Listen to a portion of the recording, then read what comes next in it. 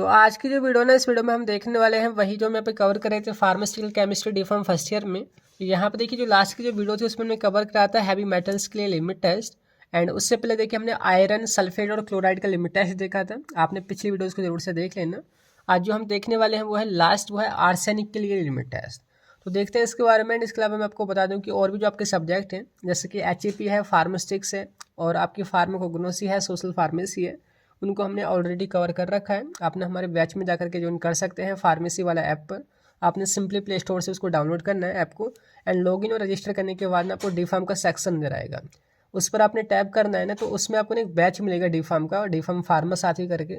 उसमें आपको सारे लेक्चर्स आगे के और जो PDF नोट्स हैं इनको आप प्रिंट में निकाल सकते हैं, वो आपको मिलेंगे। बुक्स की PDF वगैरह मिलेंगी, तो आपने सिंपली वहाँ पे जाकर के ज्वाइन कर सकते हैं। बाकी वीडियो को स्टार्ट करते हैं। और उससे पहले गाइज, मेरा नाम है सहरुद्दीन खान और आप देख रहे हैं अपना यूट्यूब चैनल फार्मेसी वाला। तो यहाँ पे देखिए हम बात करते हैं लिमिट टेस्ट फॉर आर्सेनिक। तो देखिए सिंपल यहाँ पे लिखा हुआ है आर्सेनिक लिमिट टेस्ट। तो देखिए लिमिट टेस्ट क्या होता है हमने अच्छे से जान रखा है पिछली वीडियोज़ में। तो यहाँ पे हम आर्सेनिक की बात करेंगे। मतलब हम ये चेक करेंगे कि कोई भी आपके पास जो सैंपल है उसमें जो आर्सेनिक का जो अमाउंट है या उसकी जो क्वांटिटी है वो सेफ लिमिट में है या फिर नहीं है। क्योंकि देखिए आर्सेनिक हमारा जो है ना वो हैवी मेटल है और उससे काफ़ी ज़्यादा नुकसान हो सकता है हमारी बॉडी को, बाई चांस मेडिसिन के जरिए वो हमारी बॉडी में पहुंच जाता है। तो सिंपल कैसे लिखना है, the arsenic limit test is a standard test used to check for trace amount of arsenic in a pharmaceutical substance ensuring the amount is within safe limit. मतलब एक स्टैंडर्ड टेस्ट है जिसकी मदद से जो भी ट्रेसेस होते हैं आर्सेनिक के या इम्प्योरिटीज़ होती हैं, तो उनको हम टेस्ट करते हैं किसी भी फार्मास्यूटिकल सब्सटेंस या कहें तो दवाई के अंदर। और ये हम जब कर लेते हैं तो हम इंश्योर करते हैं ये कि भाई जो भी आर्सेनिक है वो हमारा उसमें सेफ लिमिट में है या फिर नहीं है। बाकी देखिए यहाँ पे लिखा है कि this test is commonly performed using the Gutzeit method as per the guidelines of the Indian pharmacopoeia.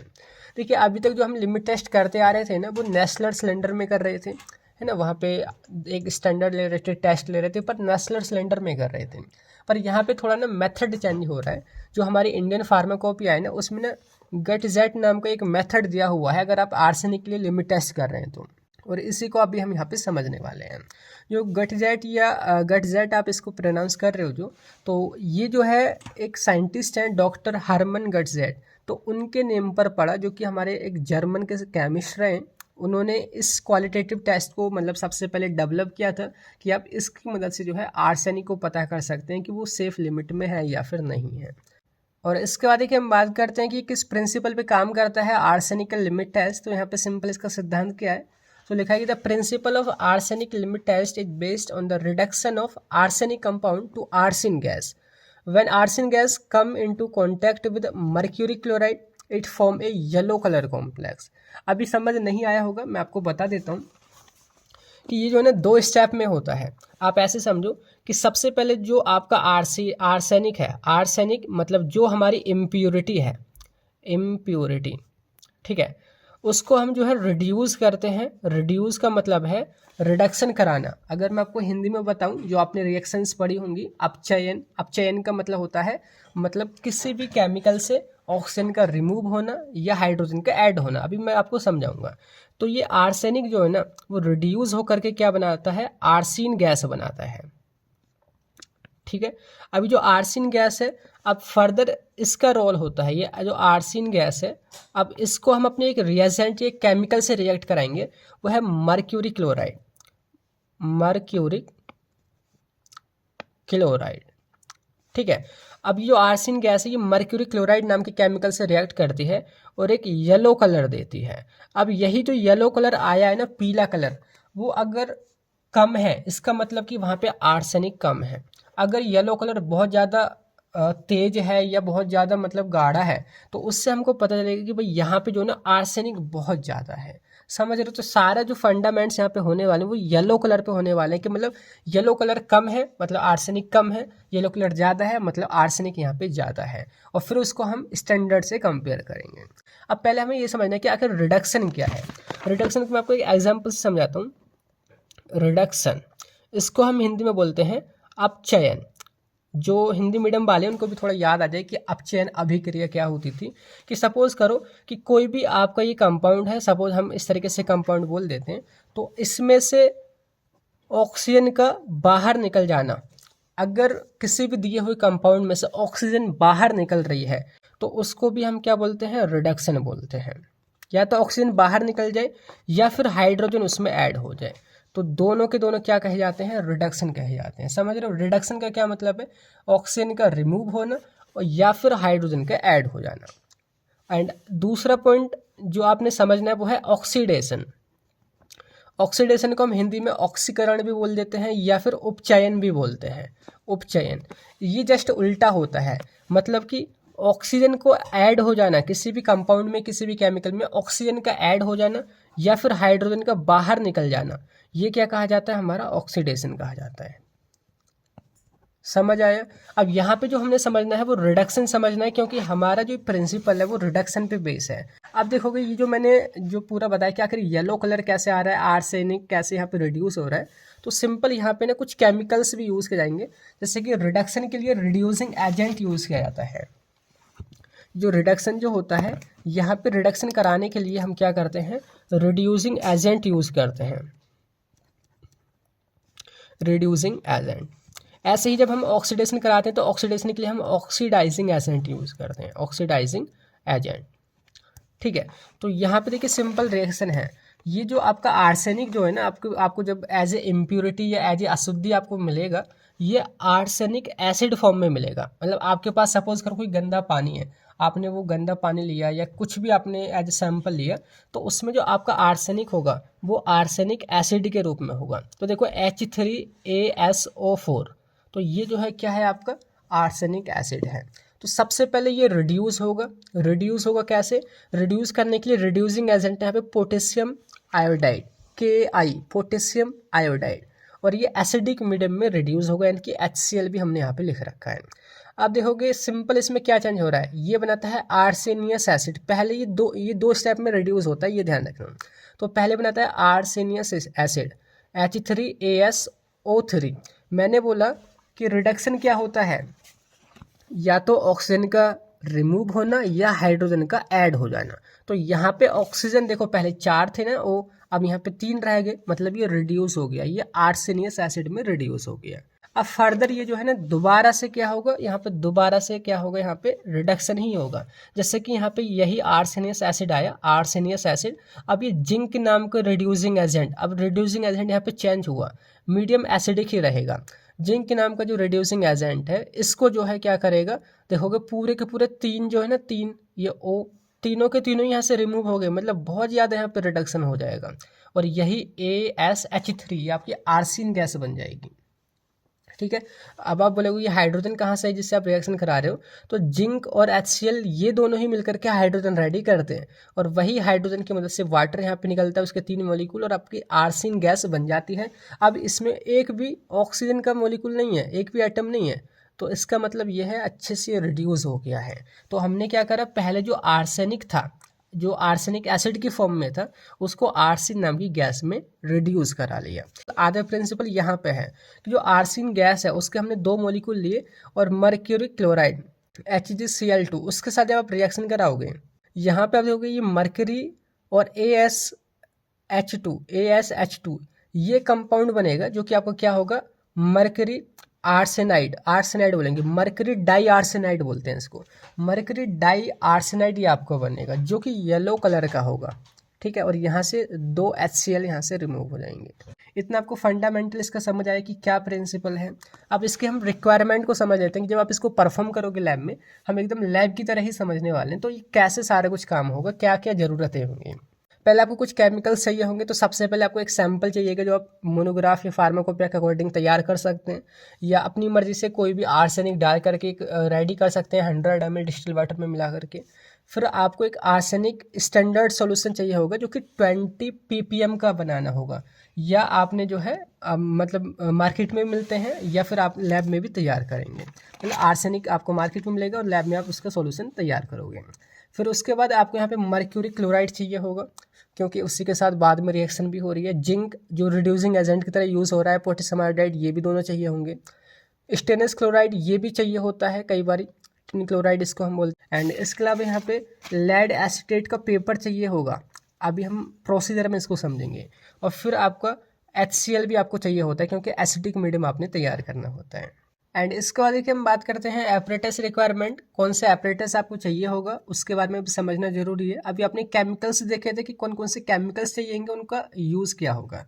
अब यहाँ पे लिखा है एपरेटस, लिखा है कि इट रिक्वायर 2 गटजेट एपरेटस। यहाँ पे 2 गटजेट एपरेटस चाहिए होंगे, एक टेस्ट सॉल्यूशन के लिए और एक स्टैंडर्ड के लिए।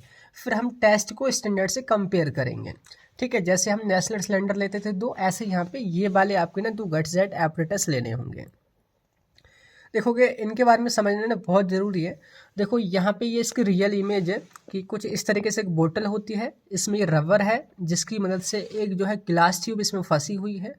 फिर 2 रबर के वंग हैं जिनके बीच बीच में एक पेपर को फंसाया जाता है। जी हाँ, पेपर, जैसे कि मैं आपको इमेज दिखाऊं, मतलब ये दिखाऊं जैसे ये पेपर है ना, तो ये इस तरीके से जैसे सैंडविच होता है ना, तो इसके बीच में फंसाते हैं और ये जो है इस तरीके से क्लिप से यहाँ पे दबा दिया जाता है। अब थोड़ी सी डिटेल जो है यही जो है सिनेमेटिक वाली यहाँ पे मैंने शो कर रखी है कि जो बोतल है ये वाइड माउथ वाली है, मतलब कि चौड़े मुंह की बोतल है जिसकी जो कैपेसिटी है ना वो 120 ml की होती है। अब जो आपके जो केमिकल्स थे, आपका सैंपल हुआ, स्टैंडर्ड हुआ, आपके रिड्यूसिंग एजेंट हुए, आपका यहाँ पे स्टेनस क्लोराइड हुआ या हाइड्रोक्लोरिक एसिड हुआ, सब हम इसी में भर देते हैं। लेकिन जो लेड एस्टेट पेपर है और मर्क्यूरी क्लोराइड है, ये ऊपर जो मर्क्यूरी क्लोराइड है, इन दोनों को हम यहाँ पे छोड़ देते हैं क्योंकि इनका अलग यहाँ पे यूज़ होगा। तो यहाँ पे हमने वो सारी चीज़ें डाल दी। बाकी आप यहाँ पे नोट करोगे कि ये जो है ग्लास ट्यूब है जो यहाँ पे दिखा रखे हम, ये जो है 200 मिलीमीटर लंबी होती है। तो ग्लास ट्यूब है जो कि एक रबर वंग की मदद से फंसी होती है इसी वाइड माउथ वाली बोतल में। ये रबर है उसकी मदद से ये फंसी होती है। अब जैसे कि यहाँ पे आपको नहीं दिख रहा होगा पर आप यहाँ पे देखोगे ना 2 mm का डायमीटर का होल रहता है, एक छोटा सा छेद होता है। यहाँ पे जब रिएक्शन होगी ना तो आर्सिन नाम की गैस बनेगी। अभी हमने देखा था आर्सेनिक एसिड रिड्यूस हो जाएगा आर्सिन नाम की गैस में, तो यहाँ पे वही आर्सिन गैस इस छोटे से होल से ऊपर को चढ़ेगी इस ग्लास ट्यूब में। ऊपर यहाँ पे छोटा सा आपको ना कॉटन का प्लग मिलेगा, मतलब रुई का प्लग जो कि यहाँ पे फंसा रखता है, रुई इसमें फंसी रहती है। और वो जो रुई है ना वो लेड एसीटेट में डूबी रहती है। लेड एसीटेट में भिगो करके उसको हमने यहाँ पे इसको एक तरीके से मतलब इसमें अंदर दबा देते हैं या कहीं तो इसमें फंसा के रखते हैं। ये वही है आपका लेड एसीटेट कॉटन, ये लेड एसीटेट पेपर इसको हम बोलते हैं। तो देखोगे यहाँ पे लिखा है लेड एसीटेट कॉटन या पेपर जो है किस लिए यूज़ हो रहा था।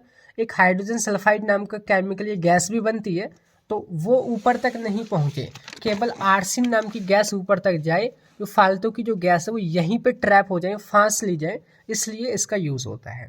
यहाँ तक आपको समझ आया।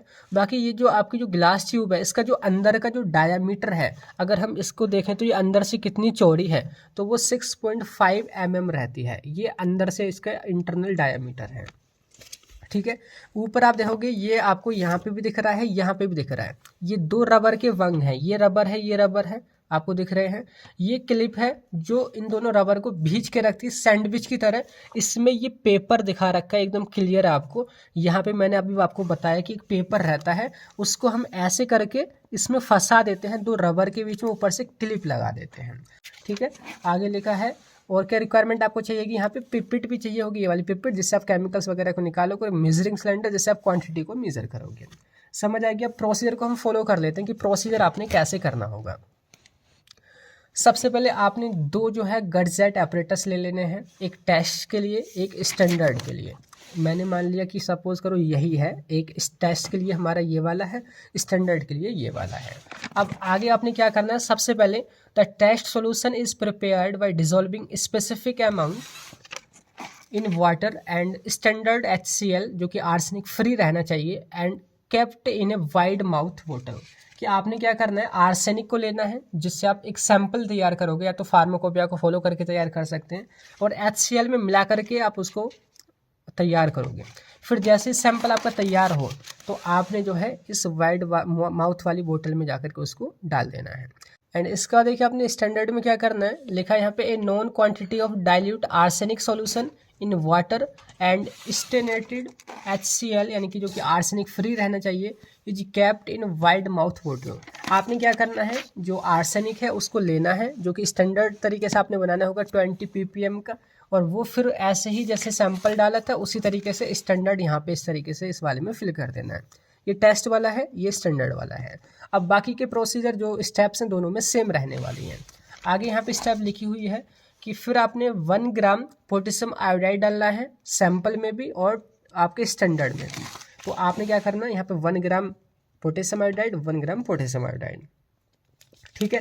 उसके बाद क्या करना है, आपने 5 ml stannous chloride acid solution डालना है।